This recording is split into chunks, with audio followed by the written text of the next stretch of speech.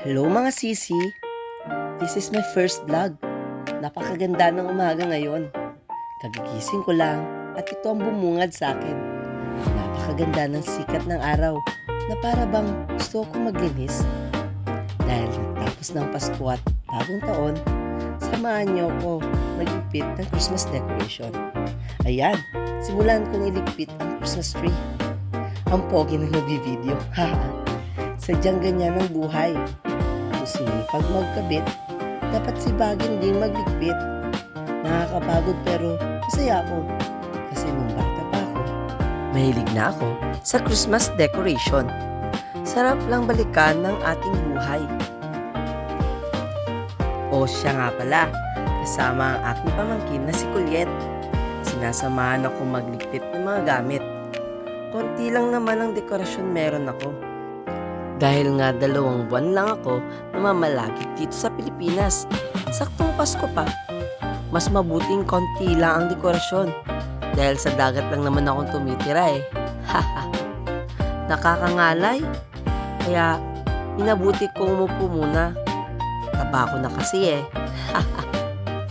Kaya sa mga mahilig magdekorasyon, ingatan ng mga maliliit na gamit tulad ng roskas para hindi ma-stress kakahanap. Charing!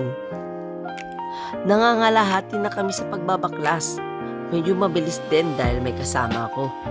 Siguro pag ako lang, makaabutin ako nito ng Pasko. Sayang effort, dedekorasyon ako ulit. Ang kulit ni Mingming. Imbis matapos na mabilis, mas matatagalan. Abutin talaga ako ng Pasko. Sa kakulitan ko, ayan, nakipaglaro din ako kay Mingming. Tuwang-tuwa yung videographer oh. Pero alam nyo, ang Pasko ang pinakamasayang event para sa akin.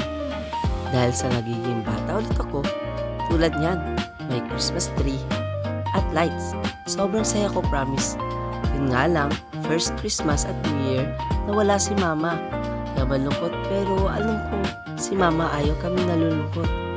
Tuloy ang buhay. Ay, sa wakas, malapit nang matapos, nilagay ko na sa kahon ang Christmas lights.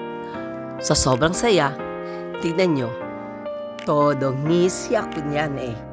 Nakalimutan ko na ang pinagsasabi ko dyan. Iba na talaga pag bumabata. Oops!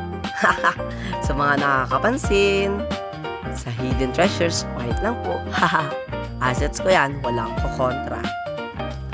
Ayan, organize ko na.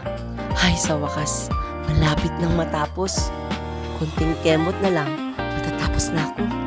Pasensya na sa mga sinasabi ko. Sadyang first vlog ko lang kasi. Naubusan kagad ng sasabihin.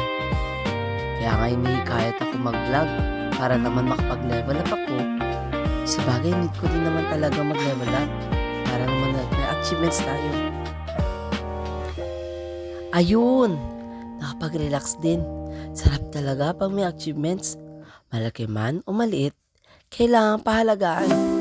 Sa araw-araw na gagawin natin sa buhay, hindi lang nakahilata at kain.